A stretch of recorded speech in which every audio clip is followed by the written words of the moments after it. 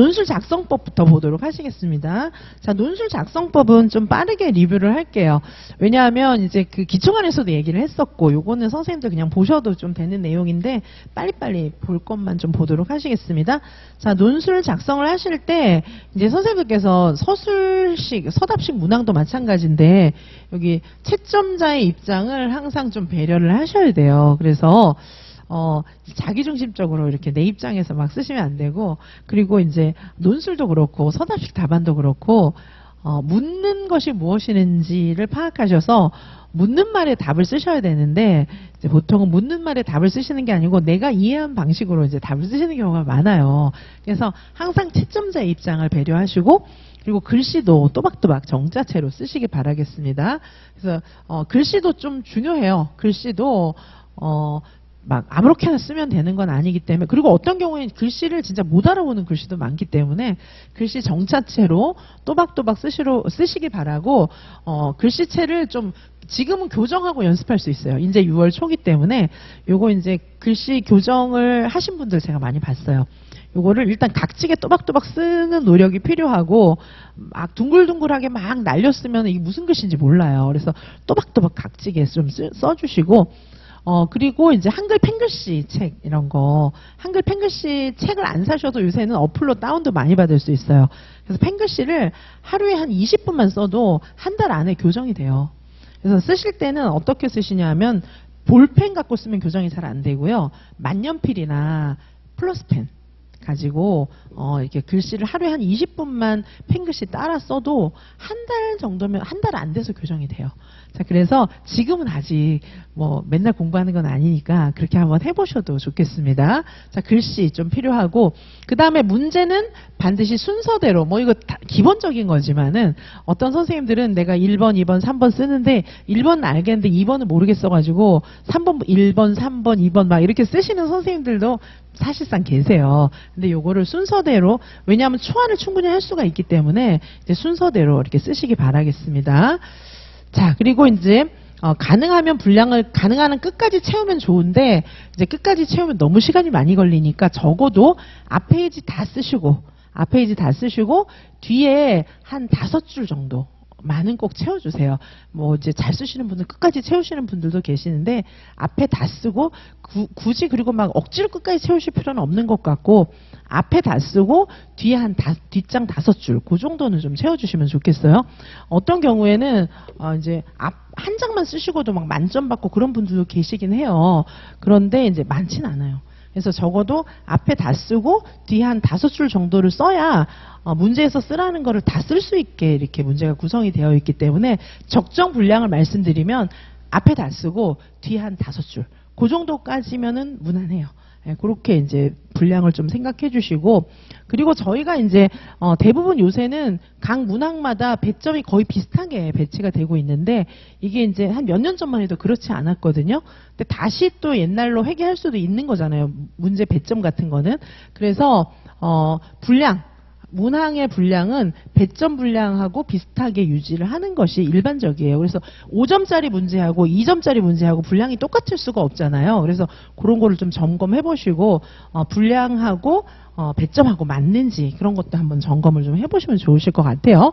자, 그리고 이제 선생님들마다 N수생 선생님들 같은 경우에는 이제 논술 웬만큼 잘 쓰시는 것 같은데, 또 이제 아닌 경우도 있고, 또 N수생 선생님들 중에서도 논술만 유독 안 되시는 선생님들도 계시긴 하세요. 자, 그런데 논술 쓸 때 답안지에다가 도표, 표, 그림 이런 거 넣으시면 안 됩니다. 자, 그거 기억해 주시고, 그리고 어떤 선생님들은 제가 존댓말로 쓴 것도 봤어요. 뭐뭐 했습니다. 뭐 아니 어떻게 이제 채점관한테 반말을 하지? 이래갖고 존댓말로 쓰시는 선생님들도 답안지도 진짜 봤어요. 근데 이거는 이제 그냥 책도 존댓말로 보통 안 써 있잖아요. 그래서 이거는 그냥 존댓말로 안 쓰시는 거예요. 뭐뭐 하는 것이다, 뭐 많기 때문이다, 이런 식으로 쓰시면 됩니다. 자, 그리고 이제 선생님들께서 구어체, 은어, 약어 뭐 이런 거를 그대로 쓰시는 분들 계시는데, 특히 이제 이 구어체하고 문어체하고 구분이 잘 안 되는 경우도 있어요. 그래서 제 모범답안 좀 읽어보시면 전체적으로 문어체로 구성이 되어 있기 때문에 문어체로 쓰셔야 돼요. 굉장히 예의 바른 문장 문어체로 쓰시기 바라고, 그리고 답안지도 보면 희한하게 내 선생님들께서 공부가 좀 안 돼 있을 땐 답안지가 막 지저분해요. 그런데 공부가 돼 갈수록 답안지가 깔끔해지는 걸 볼 수가 있거든요. 그래서 선생님들 마음가짐도 글씨에 답안지에 드러나는 것 같아요. 그게 이제 심리적인 걸로 드러나는 것 같아요. 그리고 그 채점자에게 좀 예의 바르게 쓰셨으면 좋겠어요. 그래서 예의 바르게 쓴다는 것은 일단 답안지 좀 깔끔하게 쓰셔야 되고요. 그리고 이 문장 자체가 육하원칙에 맞게 말이 되는 문장으로 쓰셔야 예의 바르다고 볼 수 있거든요. 서답식도 마찬가지예요. 그래서 너무 무례한 답안지가 많아요. 선생님들이 몰라서 무례하고 철없는 답안지가 많거든요. 그렇게 하지 마시고 좀 성숙한 답안지 그리고 굉장히 예의 바른 답안지가 필요해요. 제가 드리는 모범 답안들은 성숙한 문장으로 써 있어요. 그리고 성숙한 문장이라는 것은 육하원칙에 맞고 전공 용어가 들어가 있는 거.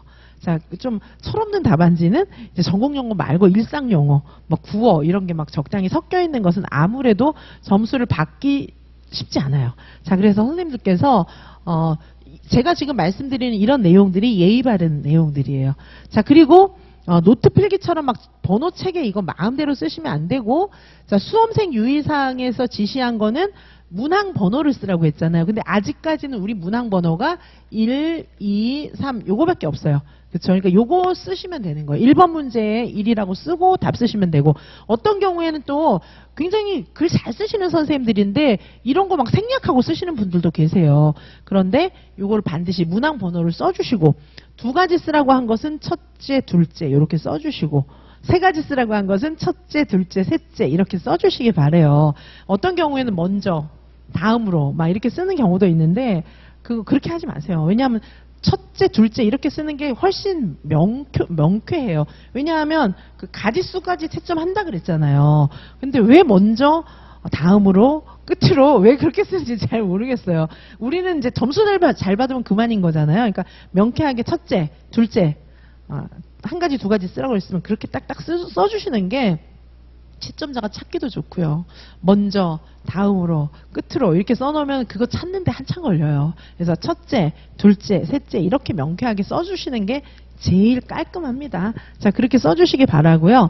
자, 그리고 주로 답을 쓰실 때는 이게 잘 안 돼요. 두 갈씩 단문 중심으로 짧고 분명하게 답안을 써주시기 바라겠습니다.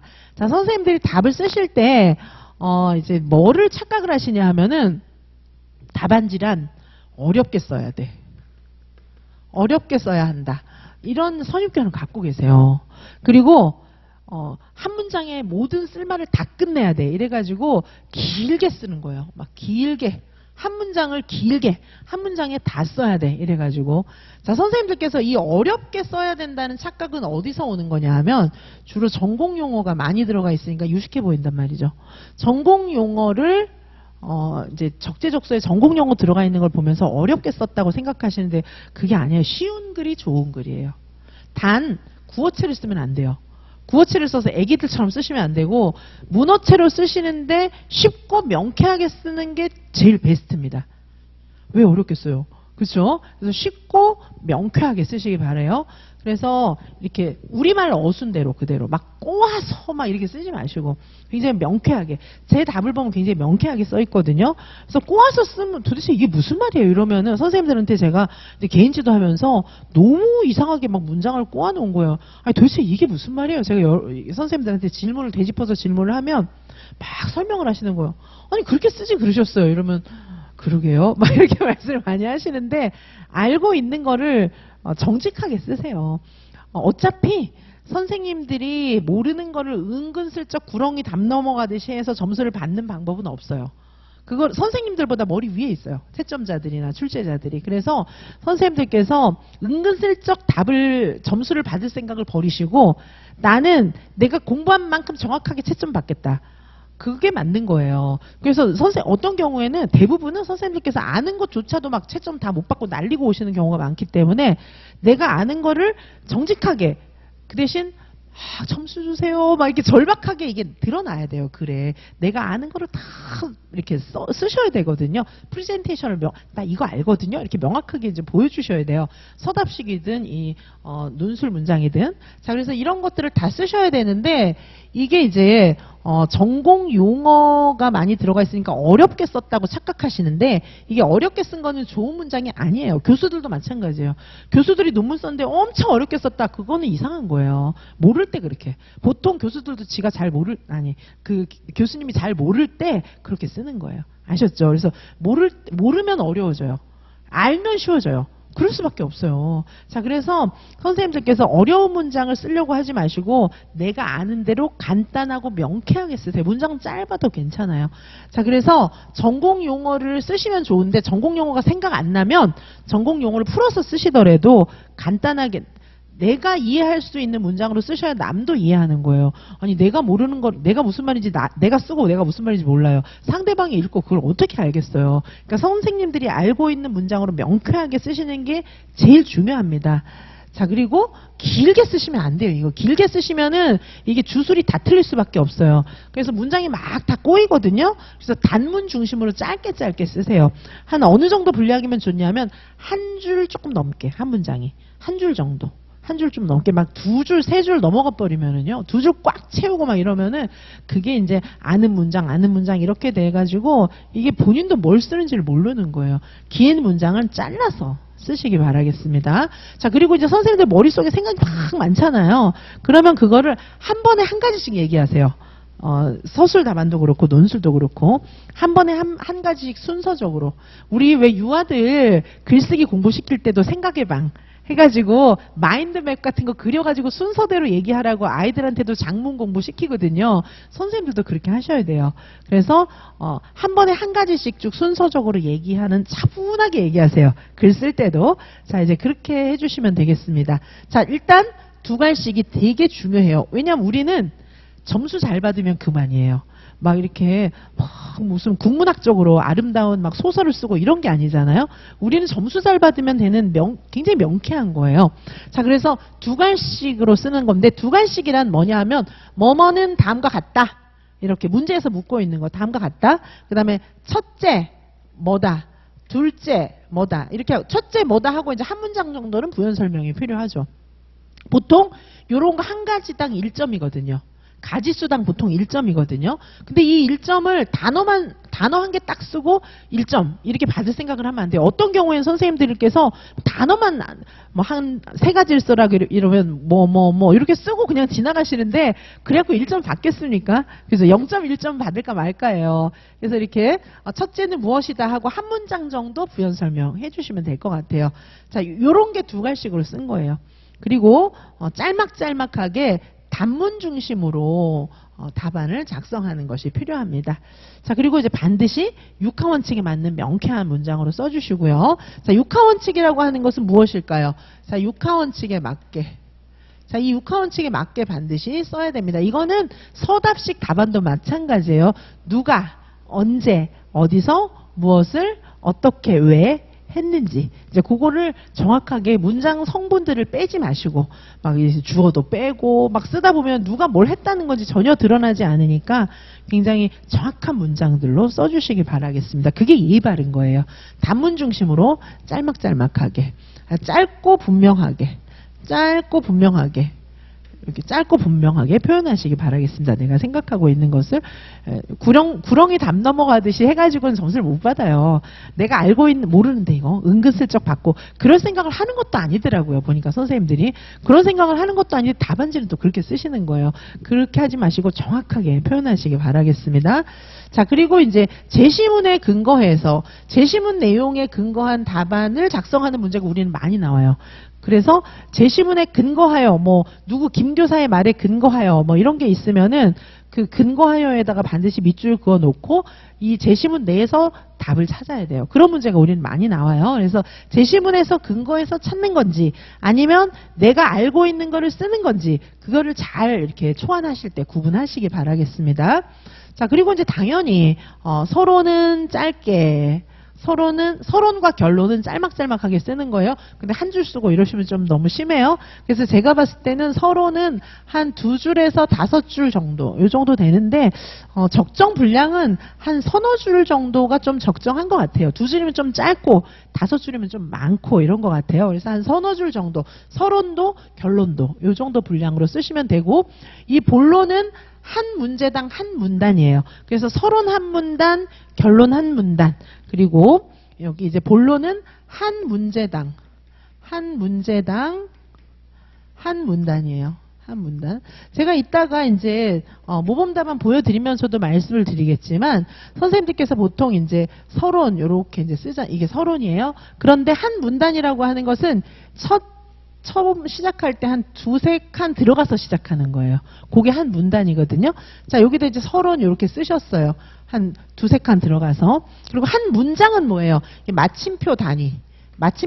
요게 이제 한 문장이거든요. 한 문단은 여러 개의 문장으로 구성이 됩니다. 자, 그래서 서론이 한 2~3문장으로 구성이 되는데, 어떤 선생님들은 문장이 바뀔 때마다 다음 문장으로 넘어갈 때마다 다음 줄로 가요. 다음 줄로 가서 몇 칸씩 막 띄어쓰고 이렇게 하시는데, 그렇게 하는 게 아니라 여러 개의 문장이 합쳐져서 하나의 문단이 되는 거거든요. 그래서 문단은 이제 2~3칸 들어가서 쓰시는 거고요. 그 다음에 이제 여기다가 1번 이렇게 쓰시잖아요. 1번 하고 이렇게 서술 이렇게 하시잖아요. 요게 또 한 문단이에요. 이렇게 들어가서 시작이 됩니다. 여기 이제 2~3칸 들어가서 시작을 하시는 거예요. 1번.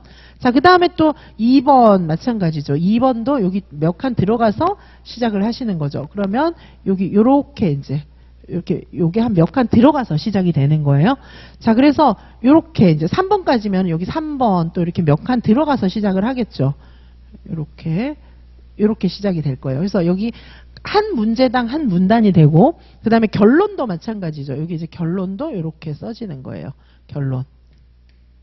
자, 이렇게 답안을 작성하시면 됩니다. 그래서 각 문항들마다 2~3칸씩 들어가서 시작을 하시는 거고, 그리고 여기는 명쾌한 문장들로 구성이 돼 있고, 가지수 맞게 쓰셔야 되고, 첫째, 만약에 이 교사의 잘못된 점은 다음과 같다. 첫째 무엇이다. 이유 쓰고, 둘째 무엇이다. 이유 쓰고, 셋째 무엇이다. 이렇게 쓰는 거예요. 가지수에 맞게 쓰는 겁니다.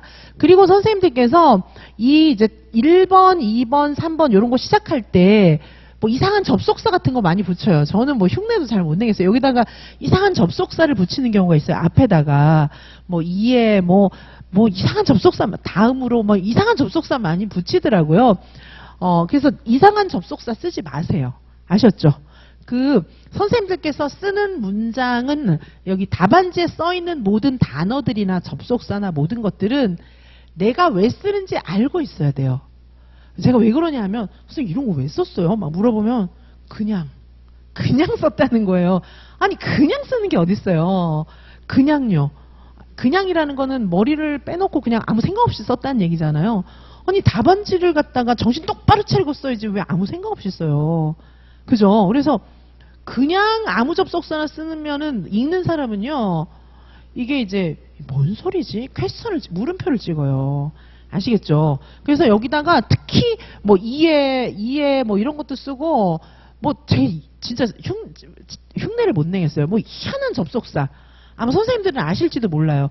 희한한 접속사를 많이 쓰는데, 그걸 제가 좀 기억을 하고 있어요. 예를 들어 드릴 텐데, 너무 이상한 거라 제 머릿속에 잘 안 들어오더라고요. 그래서 희한한 접속사를 1번 문장 쓰기 전에 1번 문제 여기다가 앞에다가 꼭 이상한 접속사를 써요.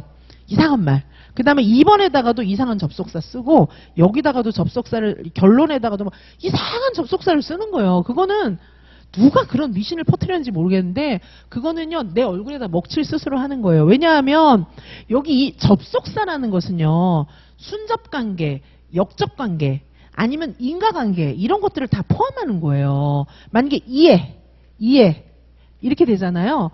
그러면 이 앞에 원인이 있는 거예요. 원인이 있고, 이해 어쩌고저쩌고 쓰면 이게 결과가 있는 거거든요. 그런데 밑도 끝도 없이 이해, 서론 1번, 2번 문제에 쓰면서 이해 이렇게 쓰는 거예요. 그러면 이 글을 읽는 사람은 이해? 앞에 원인이 있었어. 이렇게 찾아요. 아무리 찾아봐도 원인은 없어요. 그냥 쓴 거예요. 뭐야 이 사람 이거. 이렇게 되는 거예요. 이거 뭐나 마찬가지냐 하면, 쓰고, 그러나, 뭐예요? 뭐라고 써놓고, 여기다가 문장을 써놓고, 여기다가, 그러나, 했다. 이렇게 쓰잖아요? 그럼 이건 무슨 말이에요? 앞에 하고 뒤에 하고 다른 얘기라는 거잖아요. 그럼 선생님들 만약에 이제 앞에 문장을 읽고 그러나 이렇게 써 있었어요. 근데 읽어보니까 반대 얘기가 아니에요. 그리고라고 설명해도 되는데 그러나라고 써놨어요. 그러면 뭐야? 이렇게 좀 황당하잖아요. 근데 이해라고 써놓은 거 선생님들이 그런 감이 없는 거예요. 왜냐하면 이해는 잘 안 쓰는 말이거든요. 근데 이제 글 쓰는 사람들은 이해 이름은 원인이 어디 있나 찾아요. 그래서 제가 이걸 어떻게 발견했냐면 한두 분이 아니에요. 여러 선생님이 문장을 이따위로 쓰고 있는 거예요. 그래서 제가 아니 선생님 이거 원인이 어디 있어요? 이거 뭐예요? 그러니까 그냥 썼다는 거예요. 그냥. 왜 썼어요? 그러니까는 뭔가 1번, 2번, 3번 이렇게 연결될 때 이런 말이 있어야 된다고 생각하는 거예요. 그런 거는요. 선생님들께서 이 글을 쓰실 때 그냥 써도 되는 건 없어요. 그런 게 어디 있어요? 지금 전쟁터에 나가서 그냥 가만히 있다가 총 맞는 거예요. 그냥이 어디 있어요? 이유가 있는 거예요.